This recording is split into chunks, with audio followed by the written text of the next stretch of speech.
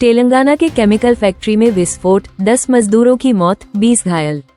तेलंगाना के संगारेड्डी जिले में एक दवा फैक्ट्री के रिएक्टर में विस्फोट में 10 मजदूरों की मौत हो गई और 15 से 20 लोग घायल हो गए। पुलिस ने बताया कि 14 घायलों को निकाला गया है। अभी तक मौके से कोई शव बरामद नहीं हुआ है। मौके पर 11 फायर ब्रिगेड की गाड़ियां मौजूद हैं। बचाव कार्य जारी है। स्थानीय मीडिया रिपोर्ट्स के मुताबिक मरने वालों की संख्या बढ़ सकती है। अभी भी कई लोगों के फंसे होने की खबर है। हादसा सुबह 7 बजे पश्चिलोम स्थित सिगाची केमिकल इंडस्ट्री में हुआ। विस्फोट के बाद मजदूरों को फैक्ट्री से बाहर भागते देखा गया। विस्फोट का कारण अभी पता नहीं चल पाया है।